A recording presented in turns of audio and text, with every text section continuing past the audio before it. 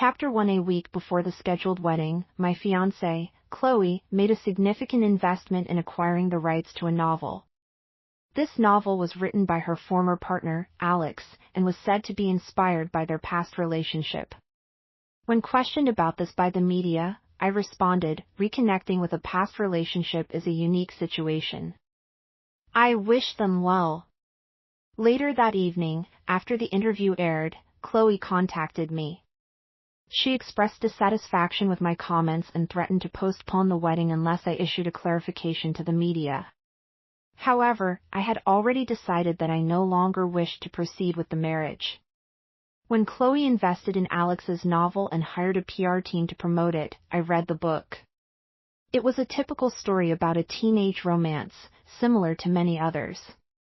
The fact that it was based on Chloe and Alex's past seemed to be the main reason for her interest.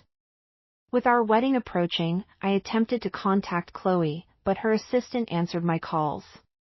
She informed me that Chloe was in a meeting and suggested I call back later. The assistant's tone seemed dismissive. My manager, Sandra, expressed concern about the media attention. The media is waiting outside. You'll have to give an interview. What did Chloe say? She asked. I couldn't reach her, I replied. Let's go. I'll say what I need to say. Sandra was surprised. But is that a good idea? Why not? It's free publicity, I said. As I stepped outside, I was met by a crowd of reporters. They asked about Chloe's recent trip with Alex and how it would affect our upcoming wedding. They also asked if the novel was indeed about Chloe and Alex's relationship. Yes, the speculation is correct, I confirmed. And as I said, reconnecting with a past relationship is a unique situation. I wish them well. Chapter 2. The interview I gave became a trending topic, with various reactions online. Some people criticized me, while others questioned Chloe's actions. Chloe contacted me, demanding I retract my statements to the media, or she would cancel the wedding. I informed her that I was no longer interested in marrying her. There were also people who defended Alex's behavior. The online discussions became quite heated, with some even revealing that Alex lived in the same neighborhood as Chloe and me. This revelation led to further negative comments about him. I realized that this explained some of Chloe's behavior, such as her late-night absences. I found the situation somewhat amusing, but otherwise, I felt indifferent. I had given Chloe an opportunity to address the situation earlier, but she hadn't taken it. Chloe, who was still abroad, eventually called me. It was the first time she had contacted me in 6 months. Chapter 3. Chloe immediately accused me of ruining Alex's reputation. She demanded that I release a statement saying Alex was a friend and that she had brought him to Santorini for wedding planning. I refused. Chloe became angry, insisting that I clean up the mess I had created. She reminded me of our wedding location, a hotel in the country, and implied that the media would discover her trip to Santorini. I recalled that she had once wanted a wedding in Santorini, but had changed her mind, claiming she was too busy. Chloe threatened to cancel the wedding if I didn't comply. I ended the call and continued packing my suitcase, realizing that I also no longer wanted to marry her. Chapter 4. Chloe and I had been together for 10 years. Our relationship had been stable until about a year prior. At that time, I discovered Alex was her former partner. Chloe had begun reading novels, stating she was looking for stories to adapt into films or television series. 6 months prior, Chloe had invested a significant amount of money in acquiring the rights to a novel. She then partnered with the website hosting the novel to promote the author. This promotion included signing events and various other forms of publicity. This struck me as unusual, and I decided to read the novel myself. After reading it, I found the story unremarkable and wondered why Chloe had invested so much money in it. I then had someone investigate the author, Alex. I learned that Chloe had ended her relationship with Alex shortly before we began dating. Alex was the author of the novel. I also discovered that Chloe had encouraged Alex to write novels, promising to promote his work. It seemed that Chloe was willing to invest in any novel Alex wrote, as long as it was about their past relationship. This made me question my own 10-year relationship with Chloe. I had been in the entertainment industry for many years and had never asked for her assistance. Yet, she was going to great lengths to promote another man. I expressed my anger to Chloe, expecting her to feel guilty.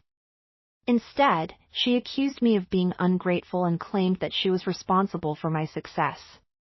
She stated that her company controlled a significant portion of the industry and that I should be grateful for her support. Seeing her dismissive attitude, I realized I didn't truly know her. After our argument, Chloe became distant and even limited my access to industry resources. My contract with her company eventually expired, and she didn't offer a renewal. During this period, I reflected on our relationship and decided it was time to move on. Chapter 5. As I prepared to leave, Sandra, my manager, came to see me. We had worked together for many years, and she had supported me throughout my career. She could have started her own company, but remained loyal to me. I gave Sandra my savings, hoping to compensate her for her loyalty. However, she declined, stating that she had chosen her path and was planning to start her own agency. She considered my money an investment and hoped I would join her company in the future. I agreed and prepared to leave. Sandra then reminded me about my wedding ring. I told her to discard it, as it held no sentimental value for me. Sandra wished me safe travels and said she would wait for my return. As my plane landed in another country, I discarded my old SIM card, keeping only Sandra's contact information. I was ready for a fresh start. Chapter 6. I enrolled in a drama school in the U.S. for further studies. During my 5 years with Chloe's company, my career had declined. Chloe had focused on promoting new talent, often casting me in roles that would benefit them. This led to me starring in poorly received productions. Some people even spread rumors that I had financial problems, which was why I was taking on these roles. When good opportunities arose, Chloe would give them to newcomers, claiming it would benefit the company. By the time my popularity had waned, she no longer supported me. She acted as if I owed her my success. During my period of being blacklisted, my name frequently appeared on lists of worst actors. I had to acknowledge that my passion for acting had diminished due to the poor quality of the projects Chloe assigned me. Being with her had negatively impacted my career and caused me to lose sight of my initial motivations for entering the industry. Leaving Chloe meant abandoning my past 10 years in the industry and starting anew. During this time, I met a fellow student, Jana. She was a promising director.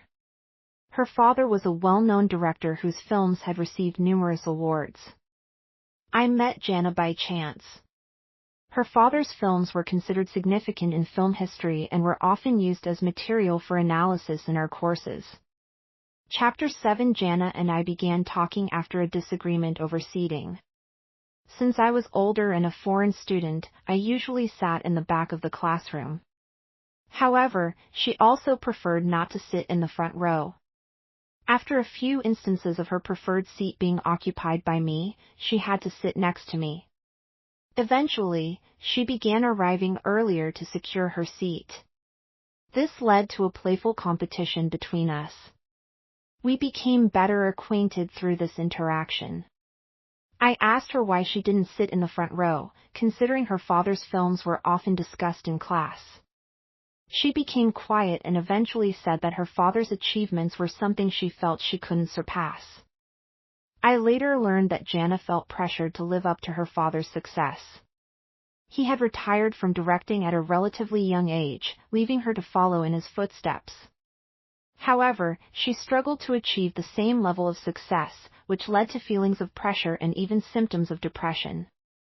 I related to Jana's experience, as I had also experienced a decline in my career. I had once been a successful actor, but my career had suffered after signing with Chloe's company. I had also experienced mental health struggles during that time. Eventually, I decided to leave my past behind and start over. Chapter 8. Jana took a year off from school, and I explored various job opportunities. I worked in service and labor positions, which provided me with a different perspective on life. This experience helped me gain new insights into acting.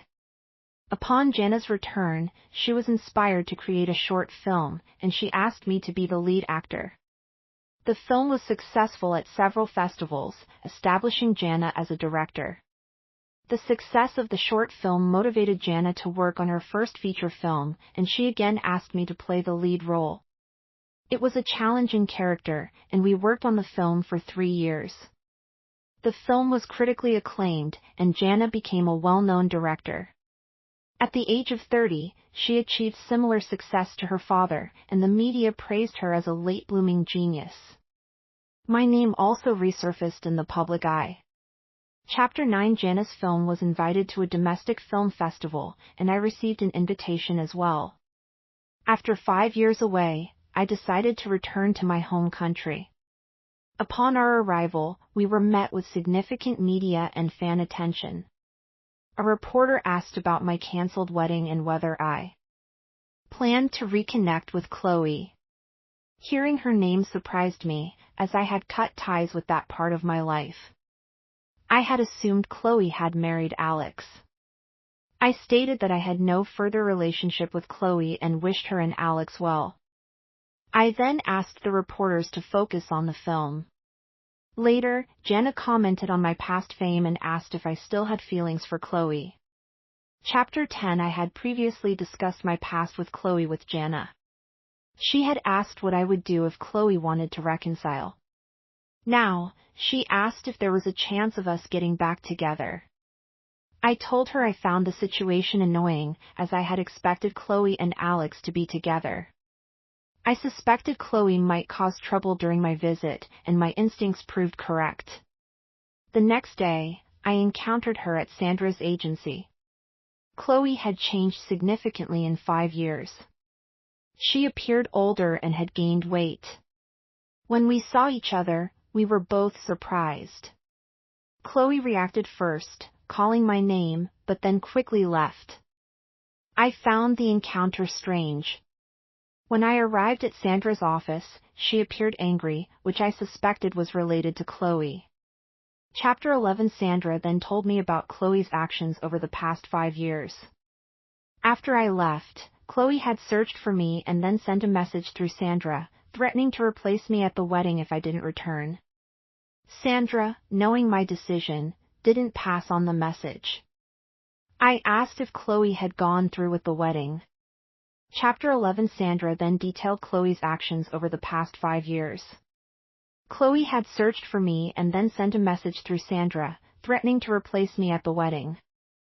Sandra, respecting my wishes, didn't relay the message. I asked if Chloe had gone through with the wedding. Sandra laughed and said the wedding hadn't happened.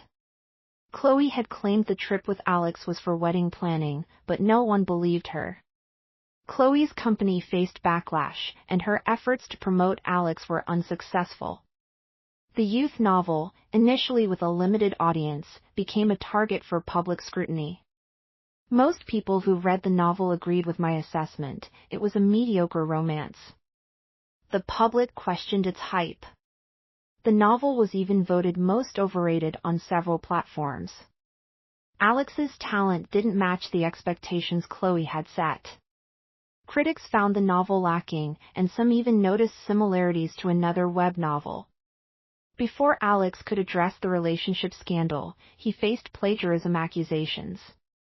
Plagiarism in online literature is often difficult to define. The original author filed a lawsuit, which dragged on for years. The novel itself lacked significant literary value, and Alex's fame was largely manufactured. The original author sought compensation, but Alex refused, believing the plagiarized work wasn't valuable and that Chloe's promotion was the reason for its attention.